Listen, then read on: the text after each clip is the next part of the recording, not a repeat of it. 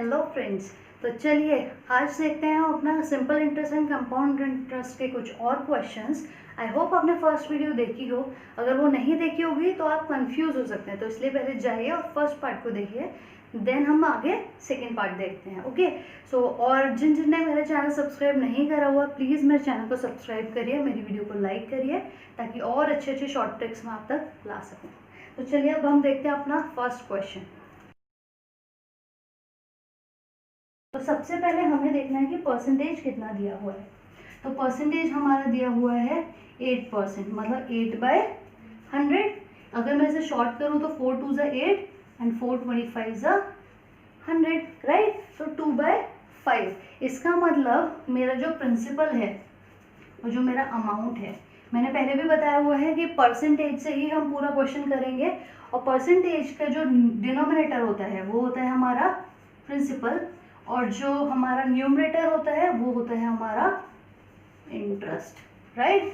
तो प्रिंसिपल हमारा आ गया 25 और हमारा अमाउंट कितना हो गया 27, क्योंकि प्रिंसिपल प्लस इंटरेस्ट मतलब 25 + 2 बनता है हमारा अमाउंट, राइट। तो यहाँ पे बोला गया है कि 2 ईयर, इसका मतलब फर्स्ट ईयर ये हो गया और सेकेंड ईयर हमारा दोबारा से कितना हो जाएगा 25/27। याद रखिएगा हमेशा जो हमारा इंटरेस्ट होता है वो मल्टीप्लाई होता है। जिनको याद नहीं रहे ना वो कुछ ना कुछ ट्रिक से याद करने की कोशिश करिएगा। जैसे लगान मूवी का एक डायलॉग है कि दुगना लगान देना पड़ेगा, तो यहाँ पे दुगुना मतलब 2 टाइम्स मल्टीप्लाई होता है, गुना मतलब मल्टीप्लाई, और इंटरेस्ट हमेशा क्या होता है गुना, ठीक है। तो गुना मतलब होता है मल्टीप्लाई, तो आपको हमेशा ध्यान रहेगा कि इंटरेस्ट हमेशा हमें मल्टीप्लाई करना है। तो 25 का स्क्वायर 625 और 27 का स्क्वायर 729। ओके मुझे तो ये सारे फॉर्मूलेज, ये सारे स्क्वायर क्यूब याद हैं। कोशिश करिए कि आप भी इन्हें याद कर सकें। अदरवाइज मेरी वीडियो देखिए कि कैसे हमें स्क्वायर और क्यूब याद करने हैं या फिर हमें उसको कैसे निकालना है शॉर्टकट से, अगर हमें याद नहीं होते हैं, ठीक है।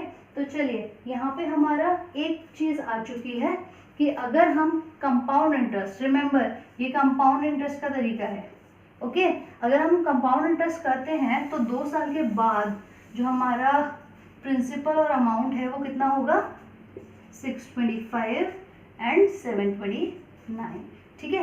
ये था हमारा कंपाउंड इंटरेस्ट के तरीके से। अब हमें करना है सिंपल इंटरेस्ट। कंपाउंड इंटरेस्ट देख लिया आपने, बहुत सिंपल है, 2 स्टेप का काम है अगर आपको स्क्वायर और क्यूब याद है, ठीक है।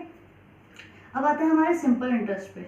क्योंकि प्रिंसिपल तो हमारा सेम होगा तो इसलिए हम प्रिंसिपल लिख देते हैं सेम, राइट। और सिंपल इंटरेस्ट तो वैसे भी सिंपल होता है, हमें पता है 8% है 1 ईयर का, तो 2 ईयर का कितना हो जाएगा 16%। अच्छा अगर आप 625 का 16% निकालते हैं तो उसका आता है 100, राइट। आप लोग एक बार निकाल के देख लीजिए वीडियो को पॉज करके, अगर आपको कोई डाउट लग रहा है तो इसका जब 1600 जब इसका आंसर आएगा 16% 625 का, तो हमारा आंसर हो जाएगा 725, ठीक है।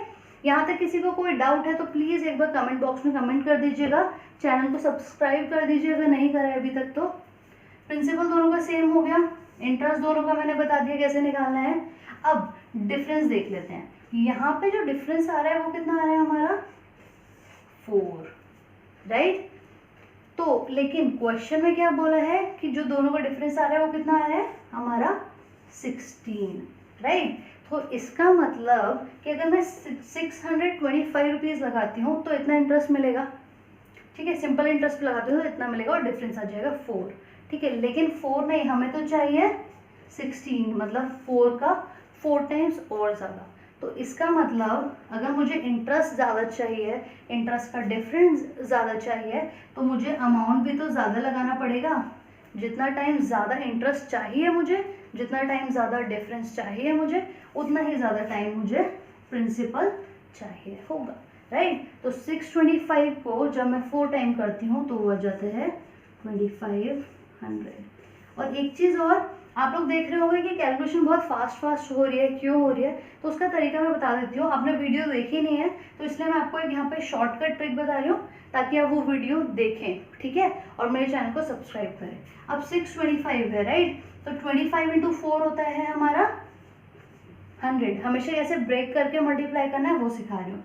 25 को मल्टीप्लाई करें 4 से वो होता है 100, और 6 को 4 से मल्टीप्लाई करें तो वो होता है 2400। 6 4 जा 24 और 100 का 2, तो 24 प्लस 100 2500। ये सारे क्वेश्चन इतने इंपॉर्टेंट होते हैं कि हम लोग काफ़ी बार इन्हें इजी समझ के छोड़ देते हैं, और जब वो चीज़ एग्जाम में आती है तो हम इसी चीज़ के लिए कंफ्यूज रह जाते हैं कि ये क्या इजी क्वेश्चन है या टफ क्वेश्चन है।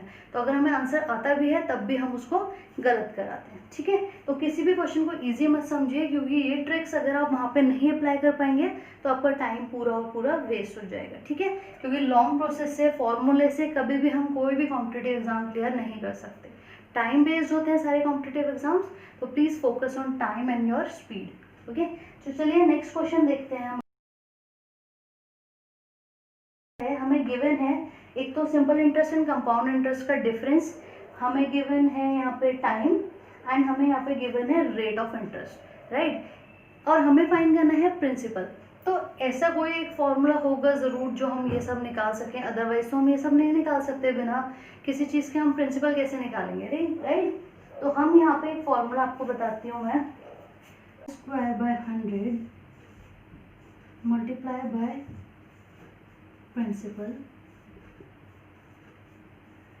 Is equal to difference.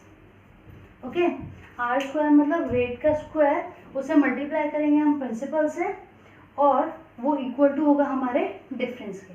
तो यहाँ पे हमें कुछ चीज़ें गिवन है, हमें रेट ऑफ इंटरेस्ट गिवन है जो है हमारा 5, तो हमें यहाँ पे करना होगा 5 का स्क्वायर अपॉन 100 इंटू प्रिंसिपल हमें नहीं पता तो हम उसके लिए p लिख देते हैं, और डिफरेंस हमें पता है कितना 25। तो यहाँ पे हो जाएगा 25/100% of p of principal is equal to 25, ठीक है। इसे हम डिवाइड कर लेंगे तो 25 4 100, मतलब कि 1/4% ऑफ प्रिंसिपल है 25। तो अगर मुझे प्रिंसिपल डायरेक्टली फाइंड करना होगा तो वो कितना आ जाएगा 25/4%। 1% of p is equal to 25/100। अभी तक मुझे पता चला है 1% of principal is equal to 100 है। तो अगर मैं 1% की जगह से 100% बोलूँ तो मुझे इसे कितने से मल्टीप्लाई करना होगा 100 से। तो मतलब प्रिंसिपल अगर 1% 100 है तो उसका 100% कितना होगा 10,000। 100 इंटू 100 इज इक्वल टू 10,000। 1% अगर किसी चीज़ का 100 है तो उसका 100% मतलब उसका 100 टाइम्स। तो इसलिए प्रिंसिपल भी जो 100 आ रहा था 1% उसको भी मल्टीप्लाई करेंगे 100 से तो हो जाएगा 10,000।